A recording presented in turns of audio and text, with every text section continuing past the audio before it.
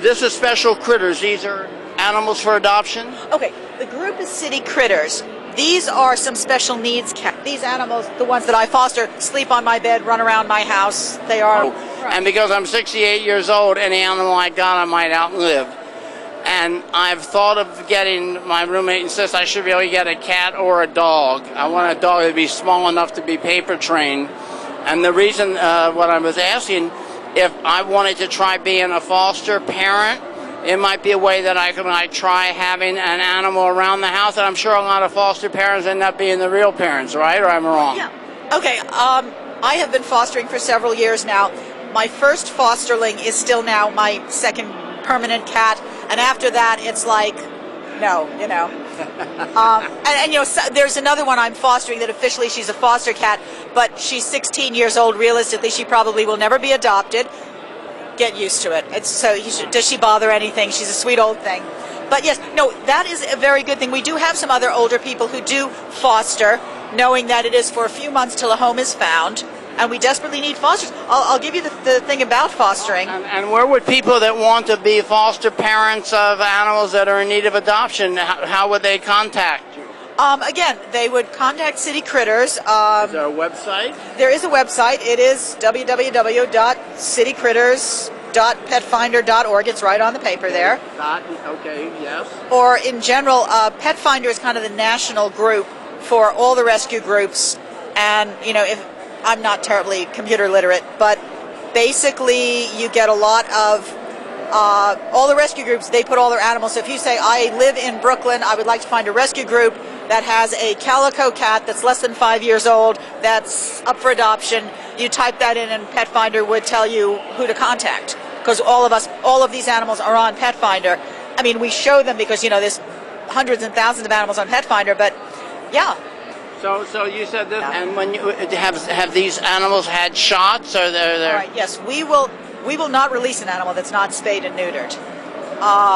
In fact, it's now the city law that no shelter is allowed to give out an animal that's not been spayed and neutered, because too many people, oh yeah, I'll bring it back in 6 months and spay it. And is there a suggested adoption fee when you take an animal? Yes, we ask for a donation of $100, which covers the spay, neuter, and the basic shots that they've had, and obviously whatever, you know, it cost us to feed it and care for it.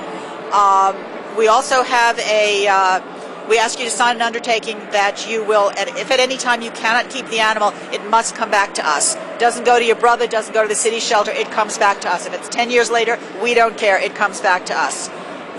We also... So then if you took an animal in, and, you know, it just didn't work out, or you found that really you couldn't run your life because you had to get home to walk the dog, that's the problem. Having a dog is like having a child. Oh, yes. Having a cat is like having a child, too. Sure. Well, no, but cats can do in the kitty litter box. Oh, yeah. But what I'm saying is that, in other words, you know, we want you to realize, yeah, dogs have to be walked, whatever, but if the animal really doesn't work out, yes, we will take it back, absolutely. You know, you don't take it home and it hides under the bed the first day and say, well, it's not working out. The animal has to... But if it's really not working, doesn't get along with your other animals or whatever, yes, we take it back. We are not real fond of people who take a, you know, 3-month-old kitten and it's like, okay, now it's 8 months old and it's not cute, we want to get rid of it. But, you know, we screen our people. We will not let somebody take it home from here. You fill out an adoption agreement, you fill out an application, we check your references, we bring the cat to your home. Make sure you have screens on the windows. You know, it's not just, oh, here, it's taken away, you know, on an impulse. We don't want impulse. So I always thought that, you know, there is a choice. Obviously, if you had a woman that was a single woman that worked all day, she's not going to be, pardon the term, as fit a parent as, say, a family that maybe have mother home all day and them kids running around the house as they don't pull the dog's ears and tail. Well, first of all, where does the mother stay home all day anymore? Welcome to the 1950s. I'm dating myself. You're dating yourself, yeah. I remember when that happened, when I came home from my milk and cookies. But yeah, that's not going on anymore. As far as having the animal home alone, we do encourage people to adopt 2 cats. Because as long as they have another animal to play with, they are not lonesome. And dogs particularly, the same thing. Dogs are pack animals. They need company. I basically rescued my senior cat, and I had the kind of job where I was actually gone 48 hours. I work in the emergency room, and I'd leave a big bowl of dry food and water, and the cat was okay, and I thought, that's fine, until I adopted my second cat, and then my roommate said, you know, your cat doesn't cry all the time when you're gone. Your cat doesn't cry? Does not cry. Once I got another, I didn't realize she was lonesome. So, yeah, we do encourage people to get the cats in pairs. And people say, oh, no, I just want one cat. Animals also, dogs as well? Dogs even more than cats, because dogs, think wolves. They live in packs. Okay, but how about an application to be a foster parent to an animal? Yeah. I gather you assume, do you specify a cat or a dog? Do you specify size? Can you specify size? Oh, yeah, well, first of all, we rarely have dogs. We're mostly a cat rescue group.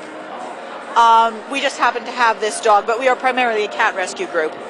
And yeah, if you say, I would like to foster, but I can only take one, or I'd prefer a kitten, or I'd prefer an older cat, or, we will try and hook you up. And in fact, sometimes if we've had a cat that just hasn't been adopted for very long, some of our animals are at the pet store where we show them, and they do sort of live there rather than in a home. And if they've been in the cage too long, will somebody say, could somebody please foster this animal for a while? It's been in the cage too long. We show our animals at the Petco at Kips Bay at 2nd Avenue and 30th Street. So I could go up there and look at some of the animals? You could, and mostly we show extra animals on the weekends.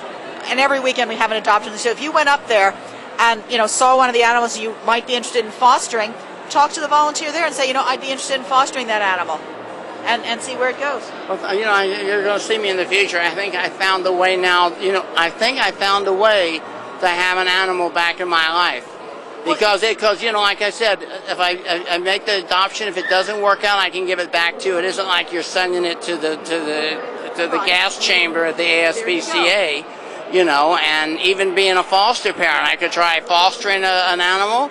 And if I became attached to it like you did, it could become I could be a parent at my old age. There you go. Well, no, in fact, there is another woman who works with our group that I did, because the volunteers all do various things.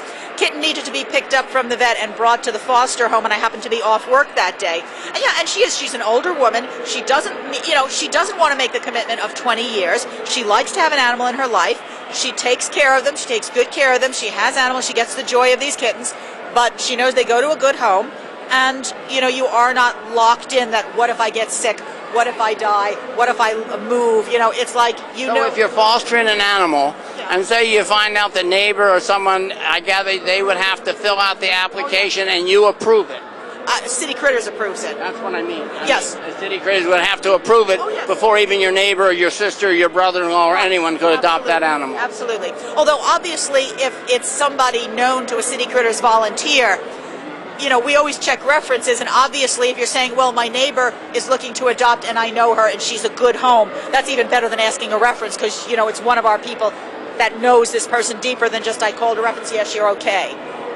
So, could I just ask, what are you filming this for, or is this just you like to film? I do interviews and I put them on the internet. Okay. I also sometimes contribute to a show called My New York, which is on cable TV. Okay. I have 3 or 4 different places on the internet that I put vlogs, and I'm retired, and this is my second career of being a sort of a journalist. I try to be fair, and I find I find fabulous people like you doing fabulous things, like City Critters, and I get excited. I get a kick out of this to go back, and even though it's work, I have to sit and edit and maybe cut it down a bit. But, and then I say, well, man, I put that up, and you put it on YouTube or Veo or Blip, and hundreds of people watch it, and you say, I'm sure that this video is going to get a number of people. Maybe I'm saving 100 animals doing this video, and that makes it worth the work. There you go. That's why we're here today. Everybody doesn't adopt, but it gets the word out. We tell people about things about spay-neuter. We talk about fostering. It gets the word out. It's all networking. Exactly. And I appreciate it. Thank you.